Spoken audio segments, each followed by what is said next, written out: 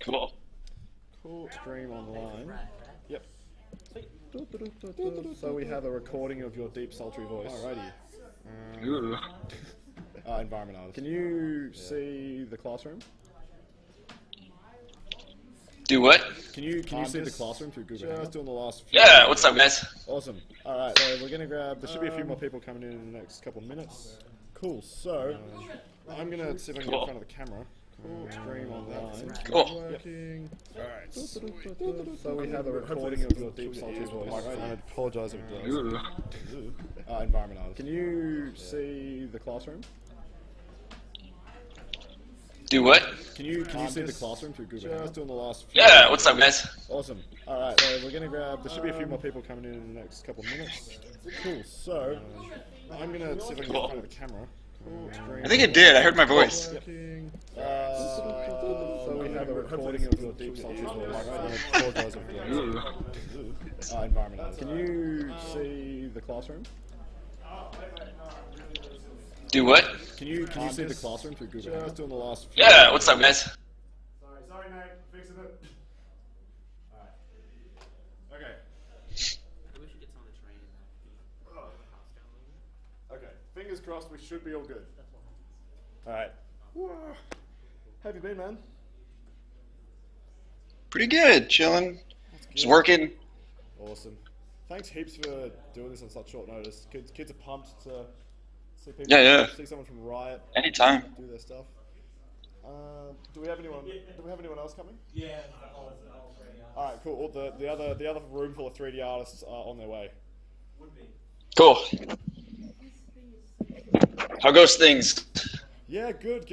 Just been making these things happen, really. Been doing a bit of art still, not as much as I'd like to. Mostly just been doing the business side of things, but Right. It's fun.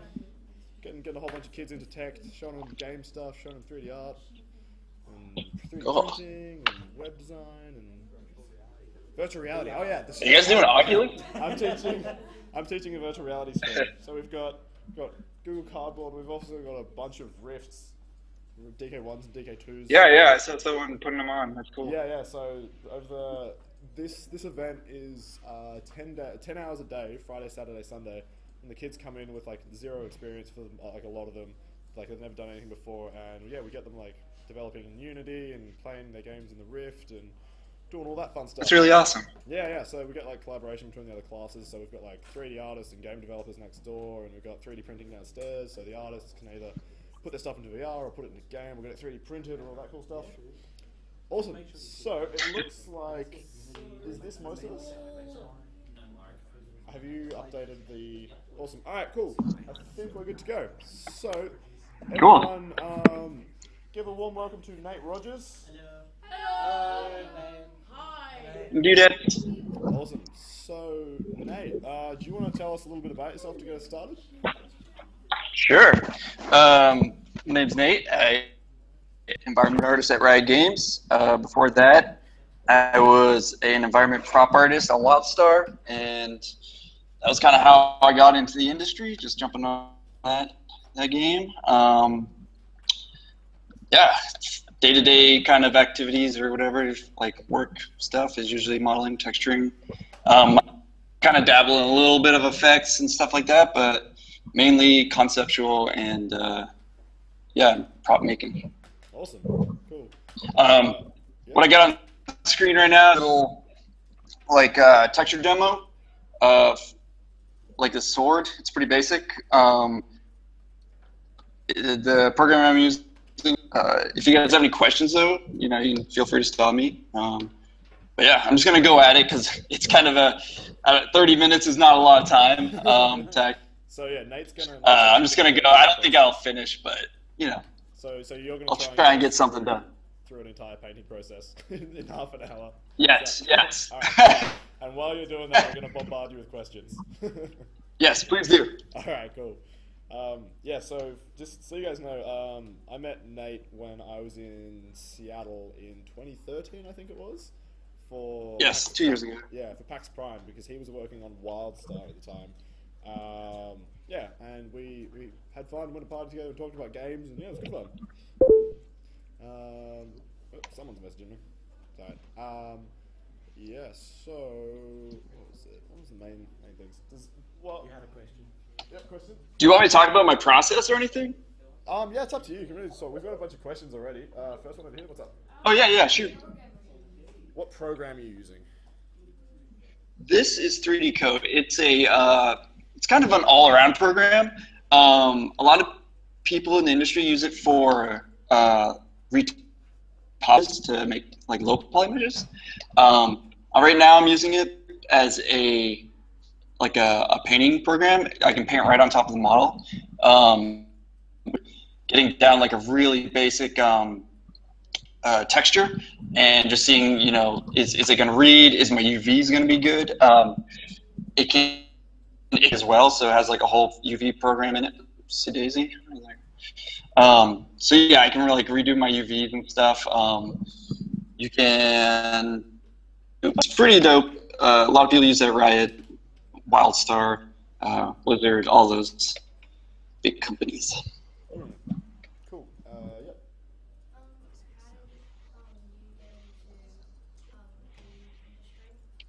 I don't know if you could hear that. How did you get into the industry, Nate, early on?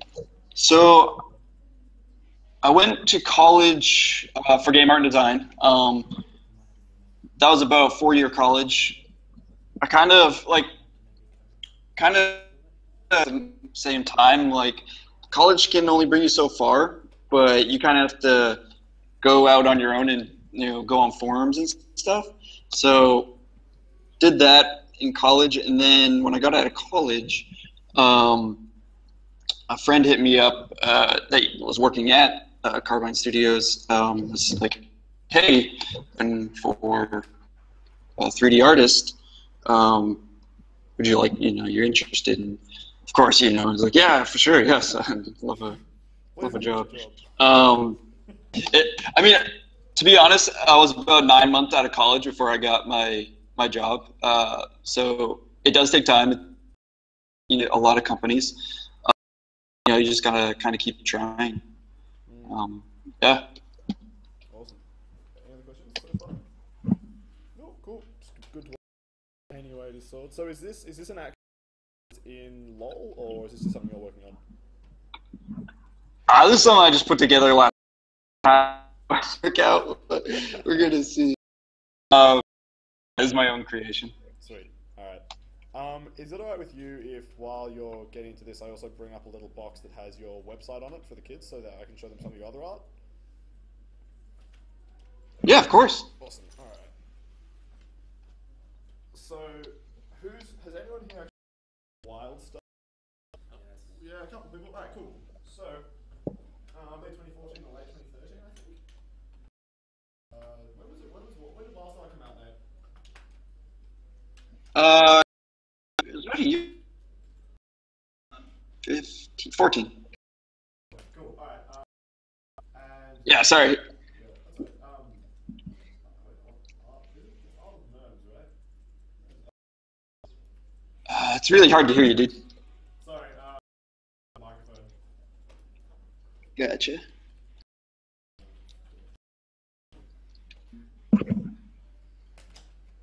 What's your website? It's Art of Nerves, isn't it? Yeah, you can also go I should have a Nathan Rogers one on ArtStation.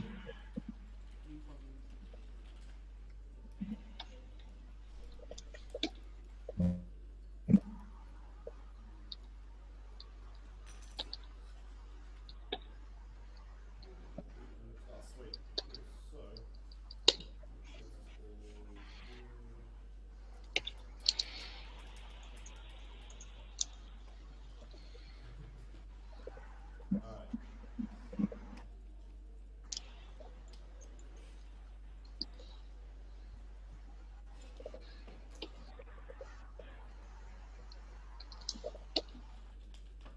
Well, that's going on. I can go through like some of my process. So what I like to do when I first start out on a model, kind of hit the macro shapes, that's what we call them. And then work your way from the big stuff down to the little stuff. And that way you know it's going to read from afar if yeah, if the camera is far away from the in the game.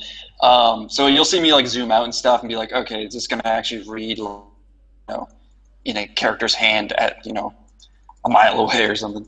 And then I kind of like to go more into like lighting information.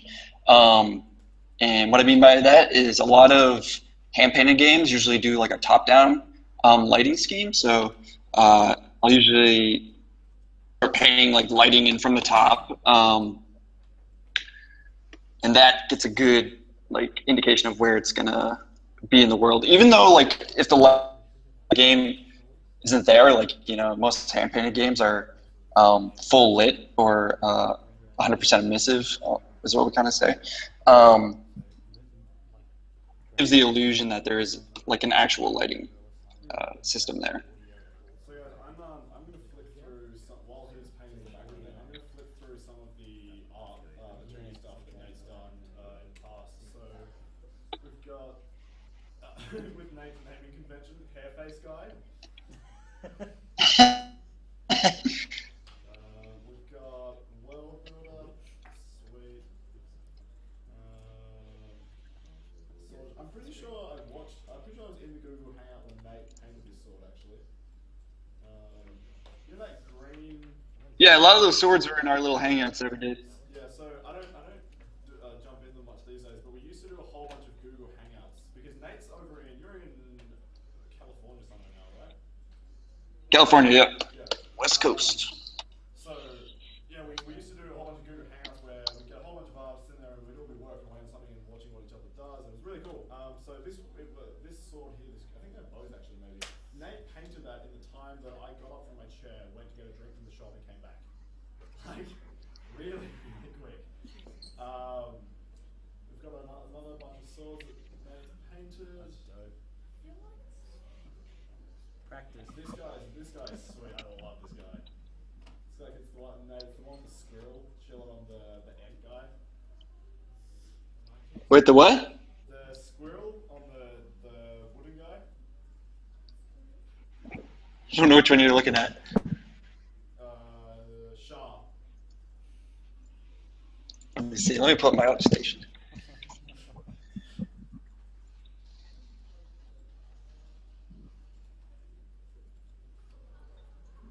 Is it the one on the bear?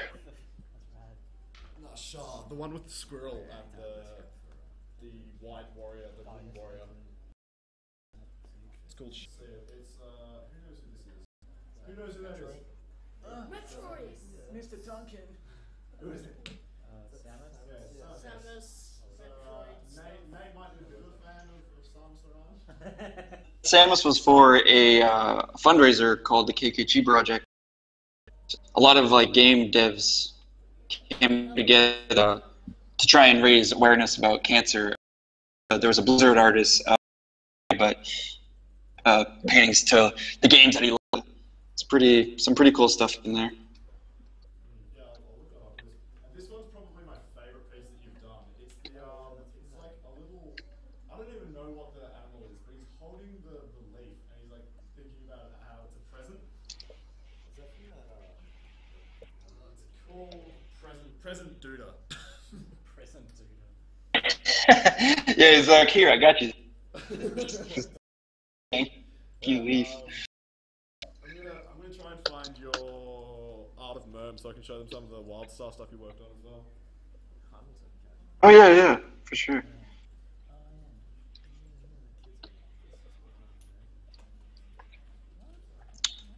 So I work in a lot of like almost what I call like pure color. A lot of people, when there's all kinds of stuff. I like to just use the color picker. It's not exactly the most scientific approach to this, because you can do like overlay layers and all that stuff. But there's it that like I think adds like a human touch when you just paint it all by hand. It's definitely slower, I would say. There's the doing like layers and all that stuff. But yeah, I like being able to use the color picker, and you get those kind of every once in a while. That adds that human element and just like that randomness to it. Whereas if you have like a lot of layers and um, uh, just layers that it feels stale, I guess.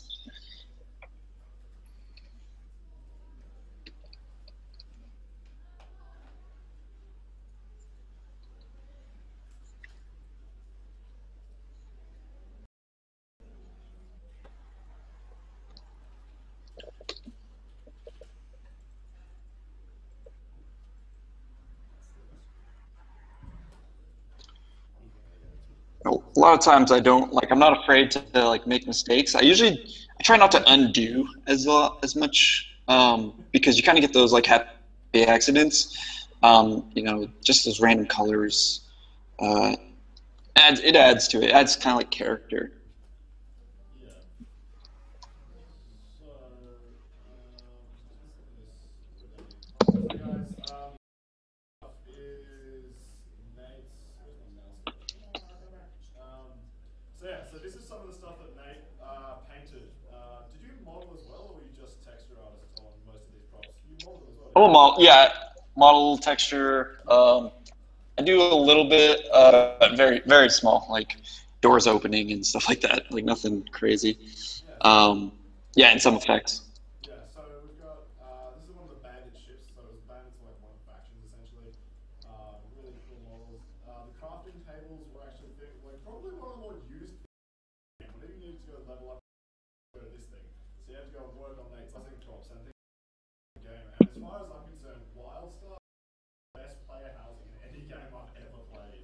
It was it was I spent so many hours in that.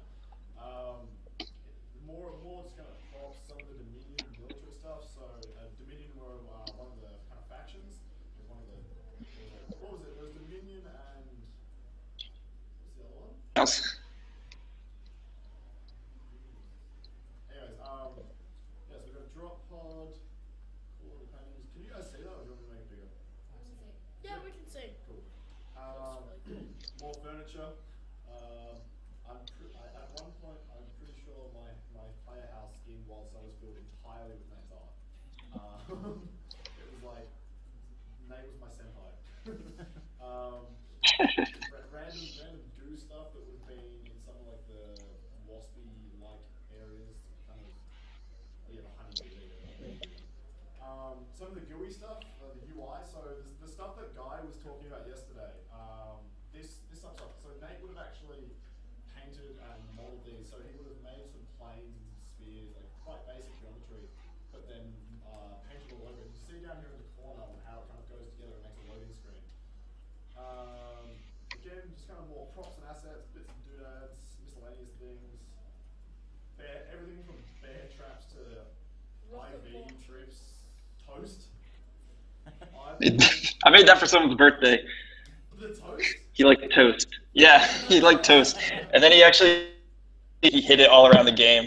So you can like be running in a house, and there'll be like toast under a bed or something. That's awesome. Um, yeah, so Pell were another race from memory. They were kind of like a tribal, almost like a mechanical tribal group, if my memory serves me correctly. Wildstar had this cool thing with this, so you can see down in this picture, there's a guy standing on a cliff next to this satellite array thing, and that was for, I think it was for like, there were these side class things you could have, like a subclass, so you could be like an explorer or an architect or something like that. And I'm pretty sure this is it's for a quest or one of those things where you've got to like jump your way, like do a platforming puzzle all the way up to the top and like get this thing in a certain time. A massive ship hand cannon, which looks sweet. Very, very cool. And my favorite, of course, the weapons. The that blue sword, that big one, was actually one of the pretty popular swords towards endgame from memory. So there's a lot of people running around with Nate's weapons. And actually, no, this is definitely my favorite of all. The taxi. There's It actually says Merms on the. yeah, yeah. So Ends, Nate's online handle, kind of his screen name is Merms, MURMS. And you can't. I don't think you can see it in this. Oh yeah, you can. So the number plate, I'm pretty sure, is also Merms. make it out from us off the screen there, but you can't really make it out on this one. But when you're in the game, you can zoom in, and the number plate is merged in kind of a runic thing, and it's also on the back somewhere on the cushion. Yeah, so that's some of the cool stuff that Nate's done for Wildstar. Let's have a look how the actual sword's going now, I guess.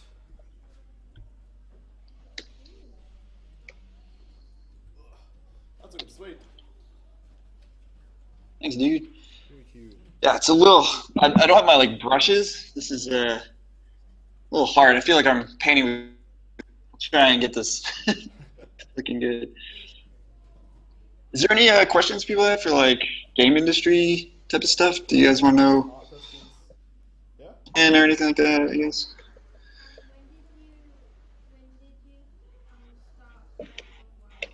When did you start working on Wildstar? I started in 2010 and we finished in 2014. So, yeah, 2010 took about 4 years for me. I mean, the game was in the making for like 10 years. And so Went through a lot of iterations. yeah, something a bunch of people might not know, and if my memory serves me correctly, Wildstar was Carbine was actually started up by a bunch of ex-Blizzard guys, wasn't it? Yes. Yeah. Yep. So yeah, a bunch of guys broke off from Blizzard and started up Carbine to make Wildstar. So that was pretty sweet. Super talented guys. Yeah, yeah. And if any of you played much WoW or were into Warcraft, there was a webcomic called The Daily Blink, which was done by someone called Chris Hannell, who, as I discovered when I was in Seattle talking to a guy called Chris until he handed me his business card, was in fact that Chris Hannell. So that was funny. Yeah, he's a funny dude. He's awesome. It's cool. Yeah, Chris is a good dude. Yeah, so what do you reckon? Because there's a few people in here that might be thinking about getting into the games industry in a few years. You know, when they finish up school and whatnot.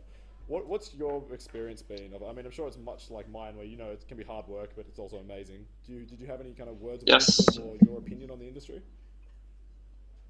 I mean, just understand that once you do get in, it's not like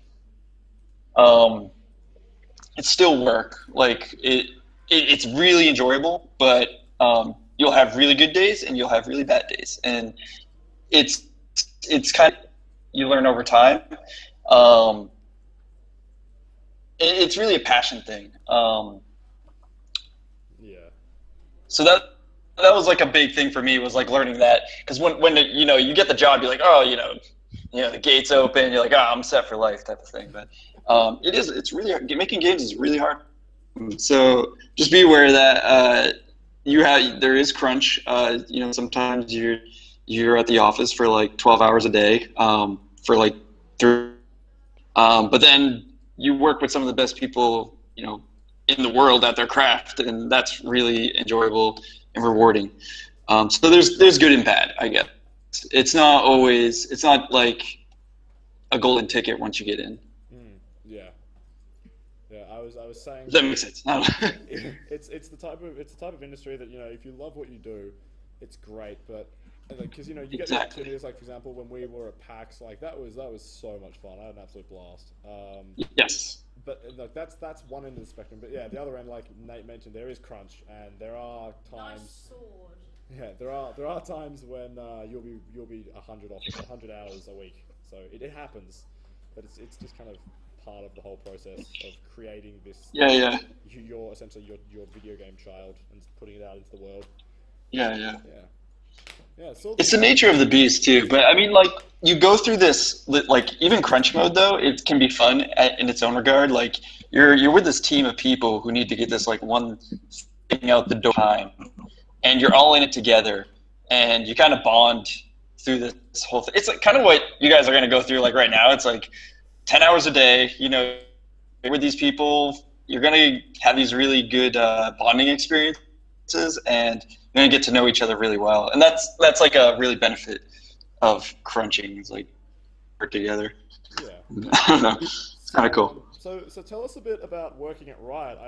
I know recently you guys moved to the brand new office, which looks amazing. So I'm very jealous. Yeah, no, it's really sweet.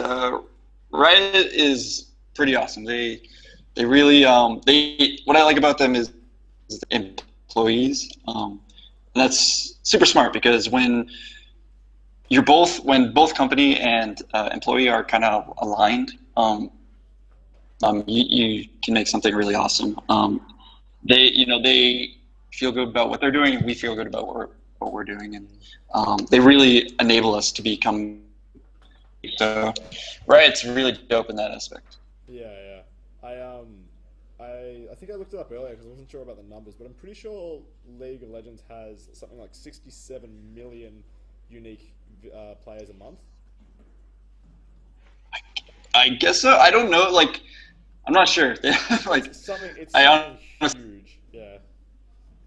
Like I remember when when World of Warcraft had, I think they peaked at just shy of 14 years ago. And everyone was like, that's the biggest thing ever. And then yeah, now League of Legends is like over 60 million, which is insane. yeah. Yeah. Is there much of a element of pressure knowing that the art that you do could potentially be seen by millions and millions and millions of people around the world, or do you really enjoy kind of It's yes and no. It's really cool. Like, it was kind of funny. My friend he told me, he's like, you do realize like any other art you make from here on out will as much as the art you're making right now. Like, yeah. the art you're making right now will be seen by whatever 60 million people or whatever. And I don't know. I thought that was pretty Yeah. funny. Yeah. Going forward, I'll never be the same, I guess.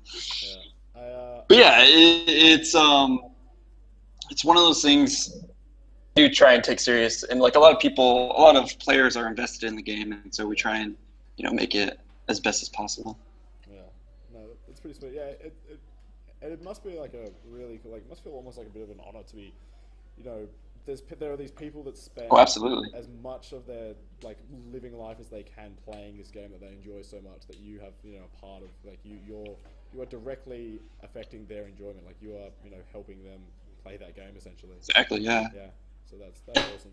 And that's Yeah, no, the it's spectrum. Like that's like super rewarding, right? That's like what we do. That's why we go to work. great. Yeah, And yeah, I find super enjoyment out of that. Yeah, that's why I make games, so other people can have like a really awesome experience. that's it. Yeah, we got a question over here. Do you play League, and if so, do you enjoy playing League? Could you hear that? Yes, I do actually. I'm terrible at it. I'm silver. I could probably be gold if I really dedicated like time.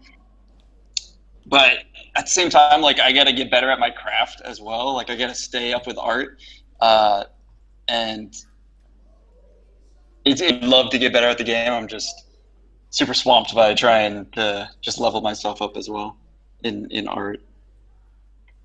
Yeah, gotta level up those mad paint skills. Nate, What up? do you have any tips for any of the guys who are starting off like art-wise, like what they should? What was it? I guess, like tools, programs, Ooh, like that? I guess it all depends on what you want to do. Like, if you want to do, well, it's very specific to what you want to do. Like, what company do you want to work for, or do you want to be a modeler? And if you want to do like, then there's an avenue for that. And if you want to do hand painting stuff, there's an avenue for that. So concept art, Photoshop, sketchpad with you. All the best concept artists I know, they always have a sketchpad with them, and even in a meeting, they're sketching. On the bus, they're sketching. They're eating, they're sketching. So, modeling, I would learn the newest tools that are like the game industry is all about. The new thing is physically based rendering. Learn as much as you can with that. When I was starting out, I just devoured any piece of information I could. What V-Ray was. That was a big renderer at the time, and I learned all about 3ds Max. I looked at tutorials. But also on the side, I kind of had a hobby of just like painting. I knew concept art is like one of the hardest to get into, and still is. So just be wary of that. So I kind of I did concept work as more of a hobby type of thing, and I focused mainly on modeling and texturing as like my primary thing. Learn ZBrush if you can. The industry is big on ZBrush. There's a lot of things that go into it, but try and pick one avenue and go towards that. And if there's a specific company that you want to hit, look at what they do. Look at the software that they use, or look at what their art's hand painted company. Don't send them the high poly stuff. But vice versa, if they're a high poly company or something, don't send them hand painted stuff. Like when you make a portfolio for a specific company, make sure it's catered to that company. I don't know if that answered your question. Sorry. How do you like get hired? Do you just rock up and like tell them like your description of your job, show them your Yes, it's me. I would never like walk up to a company. A lot of recruitment search on the company? services now. So look for their website and see if they have an opening. And most companies, have like some jobs page or something, like looking for an environment artist or looking for a character artist or something. You don't need any crazy website. Actually, an ArtStation will do fine if you want to make a portfolio. If you're doing an art, like if you're applying for art, you're definitely going to need a portfolio. I wouldn't say you're going to get the job by college or anything. It's going to be primarily off of your portfolio. We can tell in a matter of seconds if someone's good or not. So that's going to be the driving force. So yeah, it's really down to portfolio and kind of you are looking for. Cool. Anyone else? Questions? Awesome. That's super sweet. Hey Nate, What up? what do you think the chances are that you'd be able to, when you're done painting that today, you'd be able to send it, send the OBJ and the texture through so the kids can put it in their game? Oh yeah, definitely. So who wants to use Nate's sword in their game? Yeah. All right. Cool. I think they'd like that. Awesome. Rocking dudes. This is not looking the greatest, but she's definitely. Very cool. We've been making some funny games here in the VR stream. So essentially, because I've got a bit of a background working in virtual reality, we've been trying to like come up with some games that would be either funny or scary or whatnot in the Rift. And the kids are all working on all sorts of different things, cool projects going on all around. But the one that myself and the other mentors in here are making is a wheelchair skydiving game. So you roll out of the back of the plane in this like turbocharged wheelchair and go skydiving. Nice. Yeah, with a Rift. So Best idea ever. yeah, so that's going pretty well. So,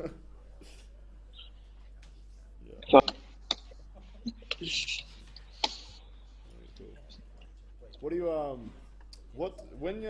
I know a lot of artists do this. I'd be curious to what your opinion on the most important question of making art is. What type of music do you listen to when you're painting? oh man, I used to listen to a lot of. I used to dubstep, as dumb as that is. But lately, I found like calmer music is Like actually space trance better for me. or- I don't know, like Mumford and Sons and Oh, yeah, like cool. Yep. that type of stuff. It's like I'm able to think a little bit more. Like when I'm coming up with ideas, it's easier for me to come up with ideas if it's a little bit slower music. That's cool. Yeah, a lot of like '90s alternative. Just, That's cool. So you can see, guys, with Nate's painting on the actual knife. So you all saw what it started as. It was that flat grey, no texture or anything. And just by adding, you know, some value on the blade, you can see it's got a few nicks in the blade. You can see that it's nice and shiny at the top. And at a distance, that type of blade, like that silhouette stands out. It's really clear. There's no little details that kind of disappear. And from a distance, the way he's painted it and highlighted the blade makes it stand out really nicely at that distance, like he was talking about at the beginning. So if this was in, you know, Yes. a small scale game, like on a small scale character with like, you know, a zoomed out camera, you'd still be able to make out all the like the hilt and the handle and the pummel and the, you know, where the blade is and all that quite nicely. Whereas with a lot of like these crazy sci-fi swords that you see that have like 1 billion pieces, whilst they look really cool up close, when they're swinging around at 1,000 miles an hour in a game, zoomed all the way out, it's a mess. You can't see what's going on. Huh? Yeah. Yeah. Yeah. So you see, he's putting in some really nice shading on the actual blade. Yeah. Yeah, I always try and hit the macro first. I was doing some tests like beforehand. Yeah, I always try and hit like those big shapes, those big lighting shapes. Really helps the model read. And you'll see that on most characters in game, like hand painted games. They'll usually do like a gradient from top to bottom, so darker on the bottom and lighter on the top, and that way it kind of pulls your eye towards like, oh, this is the most like important part of the model. We do a lot of it. We do it on League as well.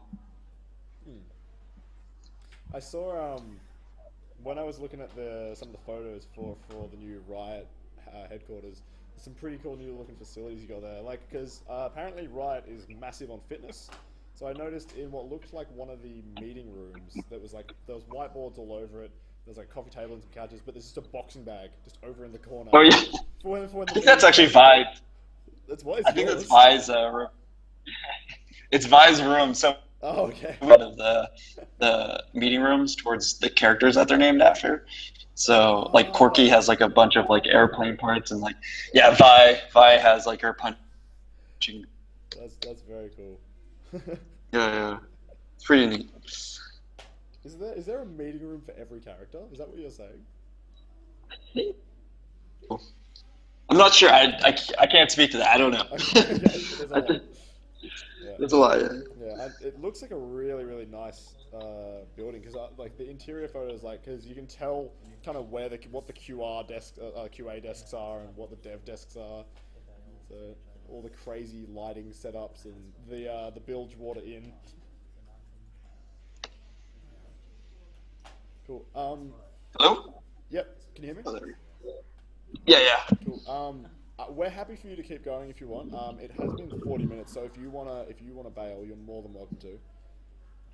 I can chill for a little bit longer if people have more questions. Yeah, totally. Any spoils? I can kind of show the thing I do for like model conceptualizing stuff on the program I use. One of the guys So asked if there's any spoilers for new champions. Okay, yeah. Can't go into that. Yeah, you wouldn't get in trouble for that or anything. It's not like I'm recording this. Yeah. Sorry. Some of like, if you're curious about like some of the stuff I do, like I assume some of you guys play League of Legends. Like we have the new Bilgewater map coming out. Like I worked on that, and Bard came out. We did like a bunch of teasers on the map. I was the one who painted the teasers onto the map, so that was kind of really exciting. I really enjoy that stuff because it's like players, right? And they get a lot of enjoyment out of it, and we get a lot of enjoyment out of it. So yeah, this is Manga Studio. It's a lot of people really enjoy it because it has a lot of like blending capabilities. So here we go. Let's do this. Like a lot of my swords and stuff. Like, ooh, that's pixelated. Let's zoom out there. Okay, there we go. Oh, hold on, guys. All right. So yeah, like I said, I start usually with like a lighter and a darker to get a nice gradient going. Say,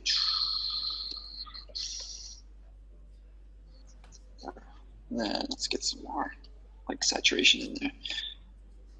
This looks really good.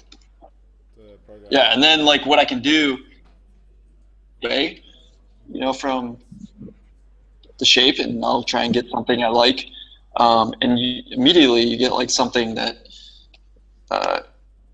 is kind of, I mean, that's not, I can like make like a shape out of this. I like to flip it back and forth as well. Like when you start looking at concept too long, you kind of need that fresh perspective, and flipping the canvas is actually a really nice way to do that. I use this to concept, and like has a really nice blending, and I can put like highlights on something. Try and get something going on here really quick.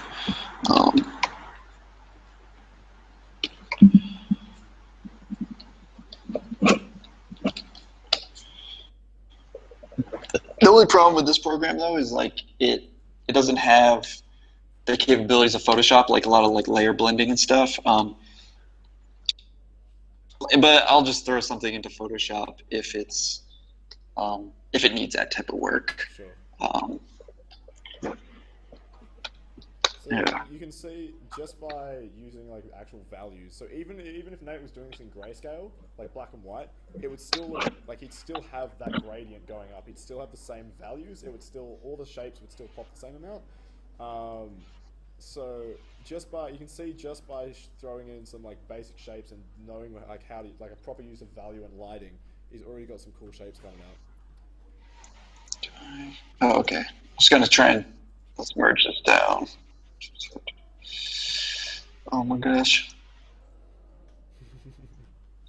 The hardest thing to do in this program. Okay, so yeah, like you were saying, where is this? Edit, tonal correction, saturation of this. Sure. You kind of see that it's still, you know, bright at the top and dark at the bottom. And I try, like, I take that kind of stuff into account whenever I'm making. We got one of the girls. This is Manga Studio. What is it, sorry? Manga Studio. I think they renamed it the Clip Studio Paint Pro though. Sure. So it's Manga Studio or Manga Studio, but they renamed it what? Sorry. To Clip Studio Paint Pro. Clip Studio Paint Pro. Cool. Thanks for that. Yeah, for sure.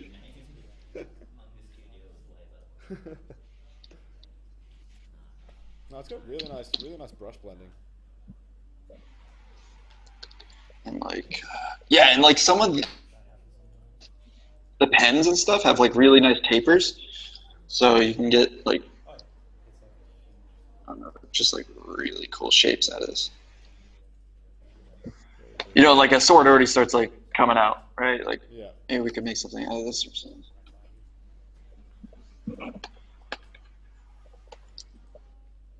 Yep. What's your favorite thing that you've done in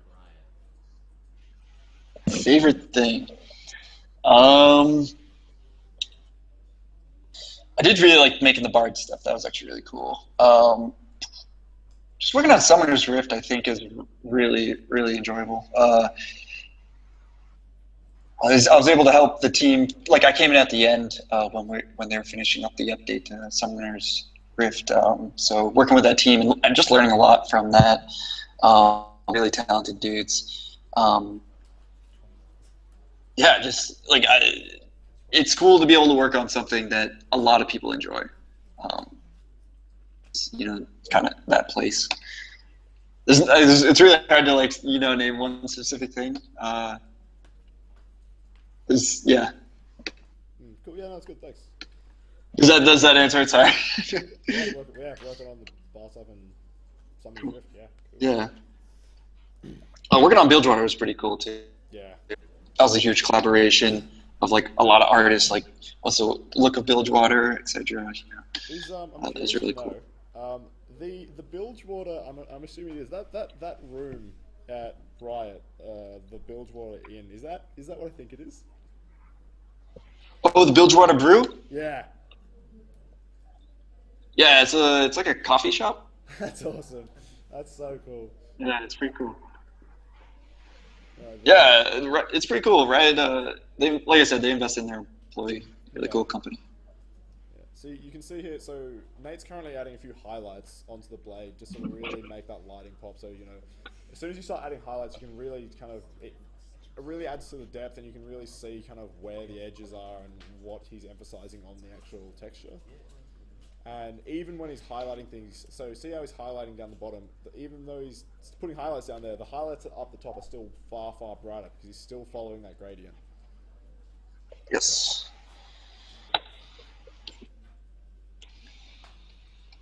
Oh, I could just sit here And and like, watch you paint all day.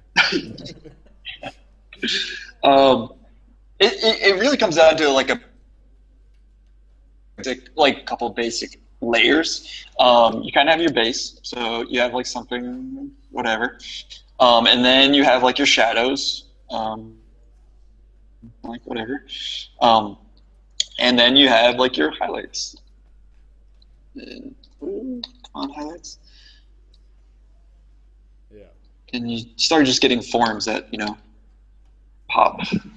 Um, that's like, and then it's just like comes down to color theory and all that Yeah. stuff. But Yeah, a lot of it's artists, and Nate especially is actually really like exceptionally good with using color. A lot of artists, are not maybe not so much at the high end, but a lot of indie artists and just a lot of like 2D artists in general tend to stray away from color for quite a long time until they have until they think they have a really really solid understanding of value. Because working in black and white and using value is one thing, adding color to it is an extremely tricky thing to do if you don't have the background in traditional art and have a good understanding of color theory. So you can tell with Nate, yes, like, yeah, just blending these colors together on this brick that he's making, like it looks good. The sword, the greens, they work. Like even though they're it's all green, there's a lot of like yellows in there, and he's using some blues down the bottom, but he knows what works together. So the little things like that are actually really really tricky to get right. So Nate's been doing this for a long time now. yeah. And I was kind of like thrown into the deep end when I got on at Carbine. It was just like we don't have time to do a black and white approach. Even though that like totally, it's like it's way easier to just start coloring and do your values at the same time. I had to like learn right away. Like, okay, I just got to. It took me a while. It's if you invest in it, it's worth it. But just understand it will kind of take some time. Yeah, and just do studies from life and Yeah. all that type of stuff. Yeah, so because Nate, when you were getting into it, you would have been going to a lot of like master classes and still life and things like that, or was it mostly just kind of your own stuff? Yeah, and I had like a lot of people to learn from. You can look up like Corey Loftus. We're talented. He now works at Disney. I don't know. He was just one of those people who leveled you up whenever you were around him. The thing when getting on in a studio is you learn so much that you can't just learn on your own. Yeah, it's you kind of level yourself up. Yeah, that's sweet. Lots of little details. Just you can see he starts to really bring out the like just these little tiny cuts that he's making in this brick or a bit of wood or a bit of stone or whatever it is. Because like just those little things that really change the silhouette. So you can see he put that black line through earlier to crack it, and then took a little chunk away from the silhouette, and then went through and he's doing the highlights on the crack, and he's done some shadowing, and yeah, it's cute.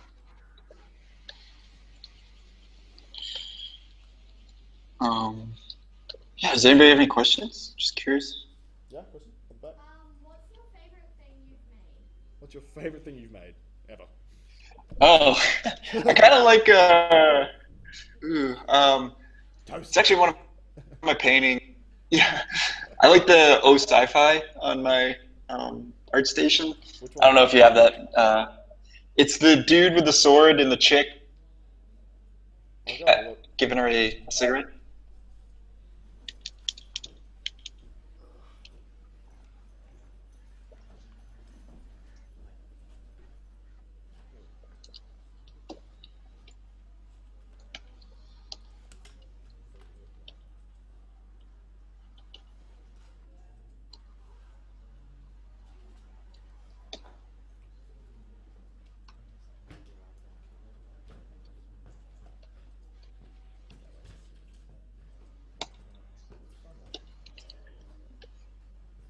Were you able to find it? Yeah, I'm just bringing it up on the stream now. Gotcha.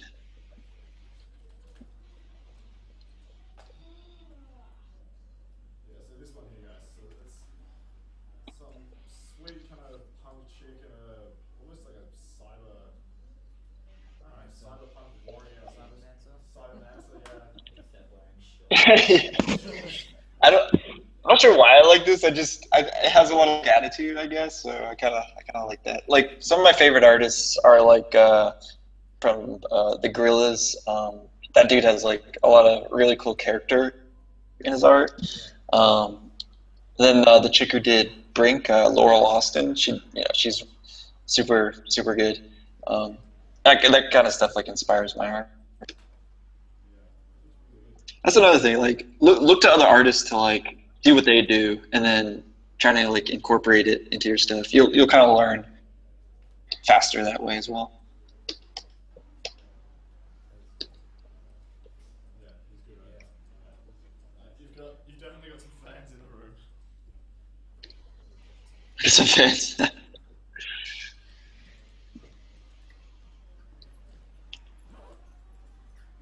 Awesome. Any other questions? Oh, everyone is just content watching you paint. Mesmerized in my class. Is there any questions about painting you guys want to know? Any questions about painting or anything like that? Yeah, I've got one. So you do a fair bit of like character sketching and painting, like on your art station and on your blog spot and whatnot. Take the sci-fi one. How long would that have taken you? Like 90% of that, like before polish and whatnot. How long do you reckon that piece would have taken you? That one actually took me a long time. That was a lot of iteration and a lot of learning. Like a lot of these like paintings is I didn't know what I was doing. This one actually, I think it took me like a couple weeks, like 2 hours a night, just to get like the shapes right. And then once I get the shapes right, and the pose, a lot of the character wasn't there. And then it's like, okay, I got to build the character. Like, what is he and like what is she and why is there a cat there or whatever.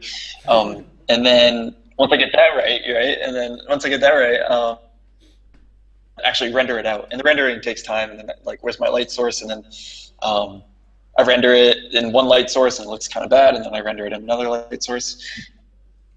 So yeah, that's it took about 2 weeks for that guy. I wonder if I have the actual file still. When you were working on WildStar and things, or even when you work on League of Legends, what's the type of turnaround time you're given for an asset? So like start of concept and modeling through to finished texturing. It would definitely depend on the asset. Something like that sword, probably a half a day. Maybe I could do it faster.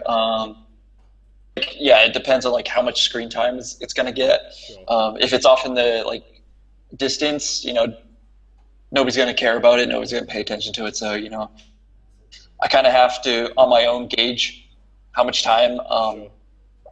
I need on it. As far as like a big asset, like say like complicated swords on WildStar, probably like half a week to a week. But there's also tech requirements of WildStar. So don't use normal maps or like shaders.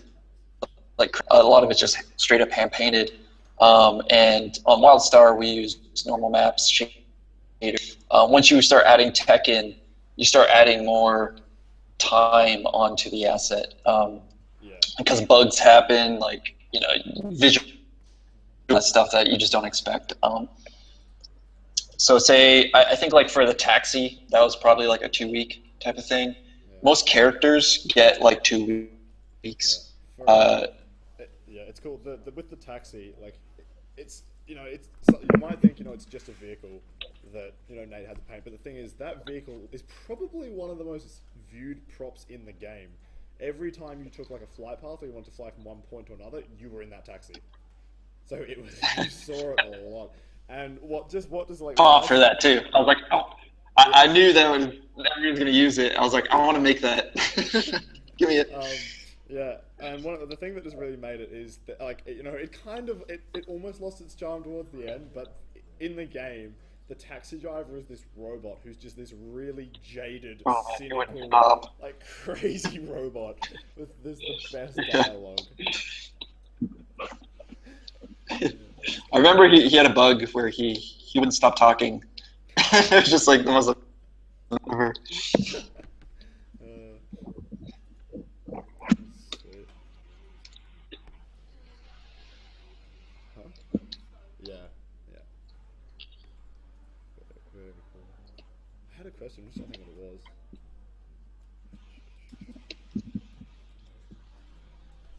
Did you actually get to work on any of the champions? Because you talked a lot about map development and stuff like that. Can you hear that? Sorry, what? So No. he was asking if you've actually worked on any of the champions or anything because of map development. Do you want to explain kind of the different departments in art? Yeah, sure. So I'm on the map. I'm on like the. So I like a lot of my responsibilities have to do with making content for like Summer's Rift or any other thing that's like environment. Um, I can't really speak too much like what the responsibilities of the other teams are, but we have like a skins team, um, and they're focused. And that's kind of like the two main art teams. Oh, and then there's splash teams, which is like the whenever we release a champion or a new skin, you get like a really nice detailed portrait of the character. And we have a whole team dedicated to that, and those guys are super talented. Hmm. Yeah. Does that kind of clarify? I guess. Yeah. Just to kind of reiterate, in any big studios, any studio bigger like that has an art team bigger than say maybe 10 people, it's quite like normally you're kind of divided up in different departments. So for example, Nate's on the environment department, so he'll work on things like the props that like go around the scene or some of the things that maybe some of the I don't know the whatever pretty much anything in the environment essentially anything that you can see and walk around is Nate's department. Then you've got like your character teams or your in this case the skins teams and effects teams, things like that. Nate, so just so you guys have an idea of how much work goes into a game, so you can see how quick Nate can paint up like a sword concept, which would generally, Nate, would you use, say you were making that sword in the middle, the green one, would you use that concept as a base for your texture? Yes, yeah, that'd actually be really smart. So one thing here. This is gonna be really janky, but so let's copy this Oh yes, and then bring it taking in. it in. This was my UVs for the other dudes. Let's here, say new. Sorry, I'm doing some stuff really fast. Say I wanted that texture on this sword. I modeled that sword out, that green one, and I wanted to apply it to this guy or this model or whatever. 3D Code has a really awesome feature. I'll edit all layers in external editor, and it'll go into Photoshop, and then I can paste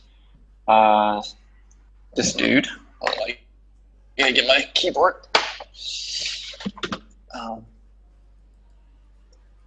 There we go, and just so I can see where this. Let's flip this. Save this. Beautiful.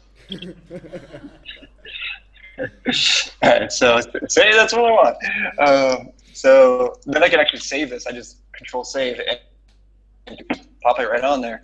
And now I know that looks amazing and finished. But yeah, that's like a way we could do it. And so you don't have to redo work. Yeah. And that's definitely a valid process. That was one of the kind of jokes that we used to run when we were doing these Google Hangouts. Was say Nate would start painting some sword, and then like as he was painting it, people would start screen grabbing it and start like quickly modeling these horrendously modeled swords and just chucking the texture on. And like, here you go, Nate. It's for you. Yes. So Nate, just to give people an idea, so now they know kind of how quickly you'll paint like a texture or whatnot, and they've seen you paint 3D. How big is the art team at Riot? Do you know? Sorry, say that again. It kind of skipped. How big is the art team at Riot? Oh, that's a good question. It's probably like 8 of us on maps. It's probably not that big actually. Probably like 20 people. It just in general, not including like POs or product owners, leads or anything like that, but just artists in general. Probably like 20 something. Okay, that's actually a lot smaller than I was expecting. Yeah, yeah, yeah. That's cool. Oh, that's sweet. Yeah, just kind of shows the caliber. Like, working on what is, debatably one of the biggest games in the world. Well, it is.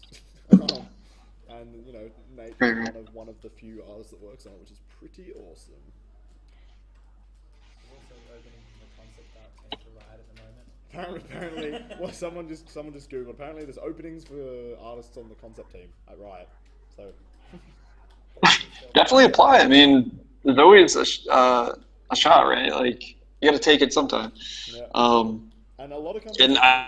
and sorry, go ahead. I was going to say that a lot of companies actually, the ones that have like pretty good rapport, when you send in your portfolio and your resume, if you don't quite make the cut, it's really common that they will send you back an email and explain to you like their artist, which will be one of the guys that looks at it, will be like, yeah, these are the areas that you should probably work on if you want to apply again. So, and then if you get past that initial kind of portfolio thing, they'll normally get you to do like an art test. And then if you fail the art test, they'll be like, these are where your kind of shortfallings are and your ability. So then a lot of places, if you do hear back from them, are actually quite supportive, quite constructive. It's not like a lot of other industries where you just won't hear anything. I mean, obviously that happens a lot, but if you do hear anything back, it's normally quite constructive. Yes, yeah. I mean, do expect to not hear back anything at all. That does happen. But some companies do send back feedback like, hey, this is how you can improve yourself if you do want to work here at some point in time, which is awesome. Like, everybody wants that to improve themselves. So companies do that. Making a little cleaver. Yeah. Very cool. Yeah, so you can just say, that little kind of sphere, helmet, whatever it was going to be up the top, little value study that he's done, you can tell that it's a round, shiny surface with kind of panels on it. Even though it's just him just spinning, like, doing some little circles and putting a bit of value in, you can tell what it is. You can see the form and the shape in it just because of the value and how he's used his lighting. So even things as basic as that, if you know how to use, like, your lighting and your value properly, you can really make it pop. Like, that cleaver is like a super basic, simple silhouette, but you can, like, it's really nice. Like, it's super clean. You can, like, make it out like crystal clear. It's got a kind of unique bumped up shape to it. And now he's painting. What is Nate painting? What am I making? I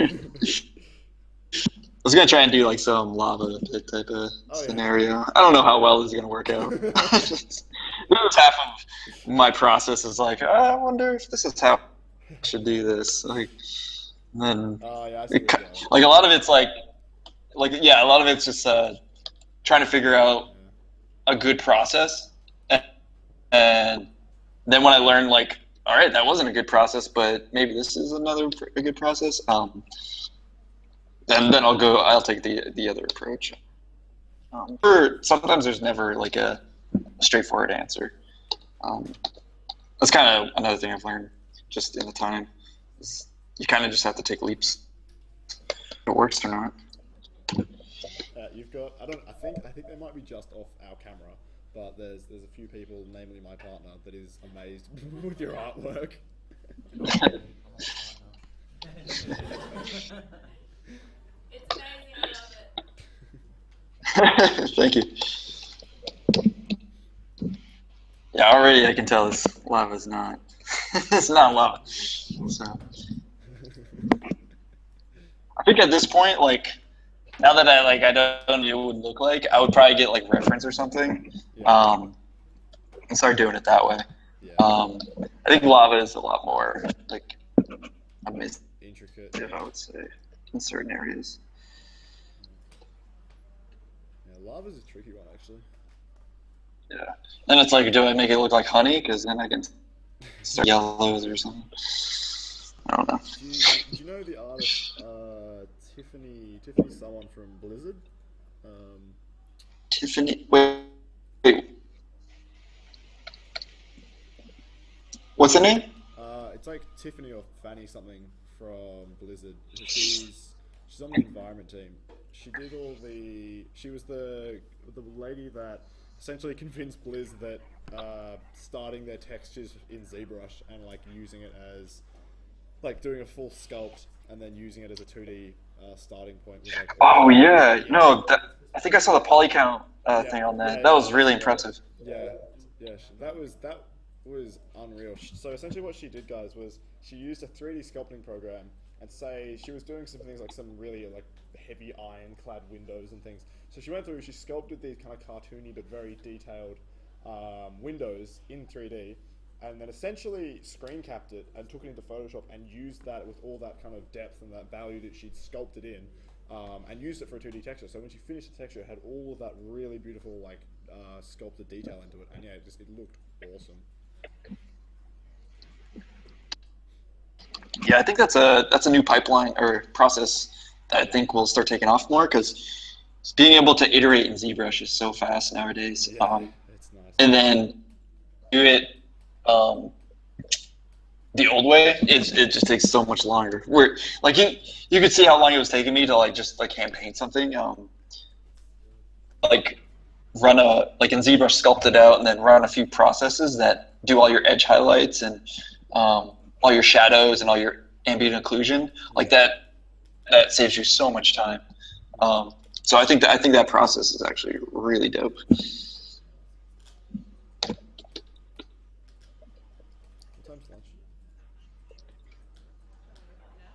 So do you guys post like your games that you make after? Yeah, that's the plan. Do you want us to shoot you the link when they're Nice. Yeah, please do. All right. I'm curious. No pressure, guys. No pressure.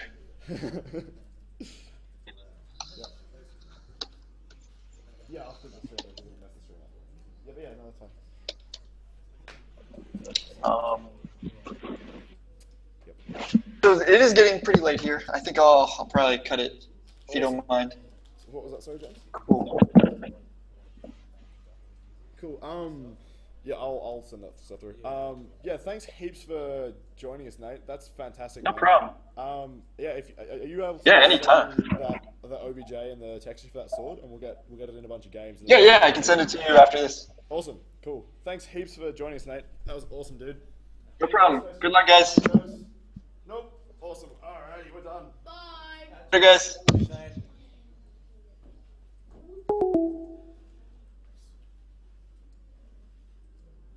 a minute.